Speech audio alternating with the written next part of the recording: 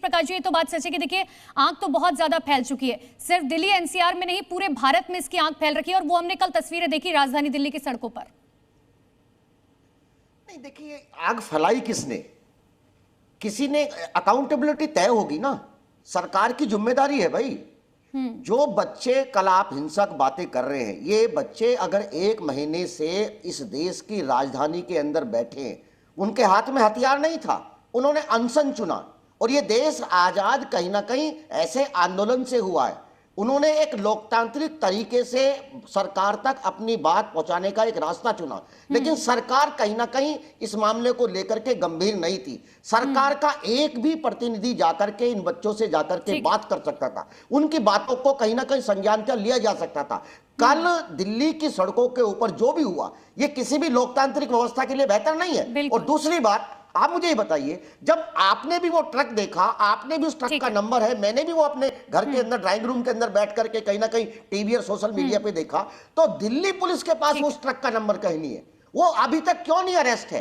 किस आदमी ने जाकर के वहां वो ट्रक खड़ा किया उन भोले भाले बच्चों के आसपास? एक उपलब्ध जो भी चीज जो बात आप कह रहे हैं, एक बार घनेंद्र भारद्वाज इसमें कुछ ऐड ऑन करना चाह रहे हैं। घनेंद्र जी कहिए। अनुपमा जी, मेरी बात रह गई थी, आपने किरण रिजिजू जी चला दिया था। बहुत सीधी सी बात है कि ये बच्चे पिछले 21-22 दिन से जंतर मंतर पर बैठे थे, बहुत छोटी सी डिमांड लेके बैठे थे।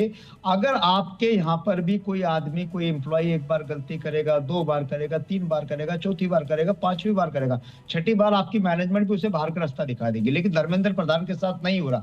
1 paper leak, 2 paper leak, 3 paper leak, 4 paper leak, 5 paper leak. आपको घनेंद्र जी ये भी समझना चाहिए, आपको ये भी समझना चाहिए कि सर एक लोकतांत्रिक देश जो है वो सिस्टमैटिक तरीके से चलता है। आरोप प्रत्यारोप आप बाद में लगा लीजिएगा, मैं लौटूंगी आपके पास, लेकिन आपको सीधे लिए चलते हैं।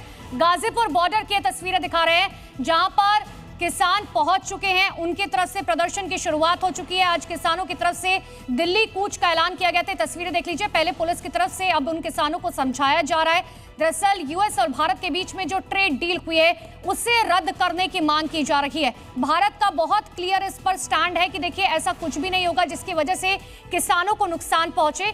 लेकिन अब यहां पर पुलिस ने फिलहाल किसानों को रोक दिया है। समझाइश का दौर यहां पर लगातार जारी है। गाजीपुर बॉर्डर पर किसान पहुंच चुके हैं।